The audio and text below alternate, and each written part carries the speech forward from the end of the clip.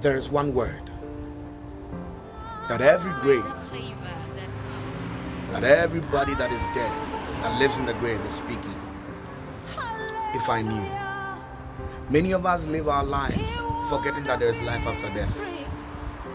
Many of us live our lives focusing on the desires and the pleasures and the things of this world, forgetting that there is life after death. Many of us live our lives with this kind of philosophy that the ends justify the means. So we don't care what we do, what we say, how we think, and who we do it to.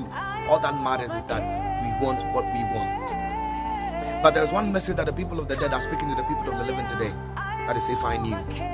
If I knew that in my youthful stage, that the life I have and the life I live, I'm going to give an account for it, I would have lived right. If I knew that chasing after the lust and the desires of this world would leave me in the final place of hell, I would have lived right.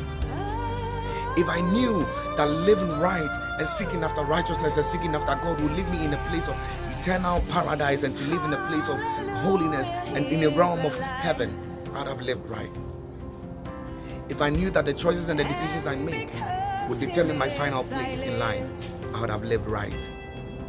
If I knew that chasing after girls and chasing after boys, chasing after money and not seeking after righteousness and not seeking to fulfill my purpose in life would lead me to where I am today, I would have lived right. There is a regret from the grave. There are regrets in the grave. People regret of how they live their lives, but not for you and I. If you are watching me this morning, it means you are alive and you are among the living. Let us live right. Let us take our time. Let us plan our lives well.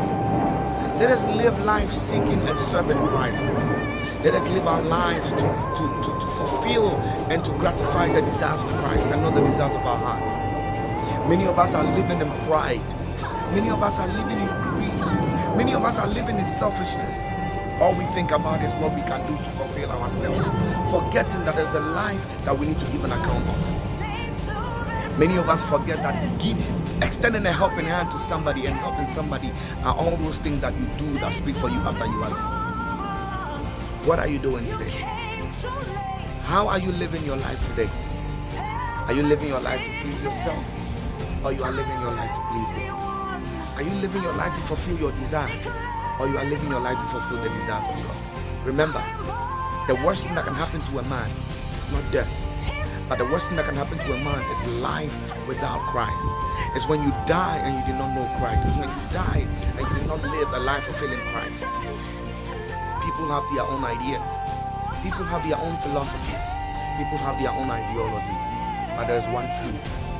The only truth that we can all have, the only truth that we can all seek, and the only truth that we can all rely on, that someone gave his life for you and I, that we may not perish and be in eternal damnation, but will live in an eternal life and a life in heaven.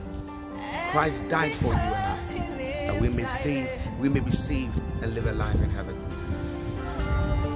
Whether you have money, whether you do not have money, whether it was well with you or whether it wasn't well with you, none of that will matter on the day that you give up the ghost.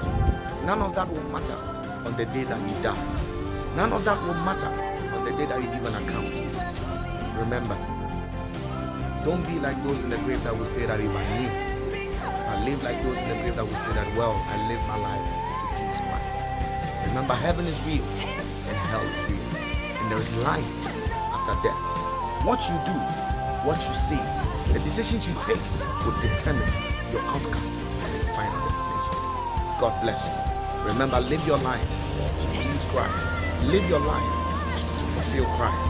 Live your life to let Christ shine all over. God bless you.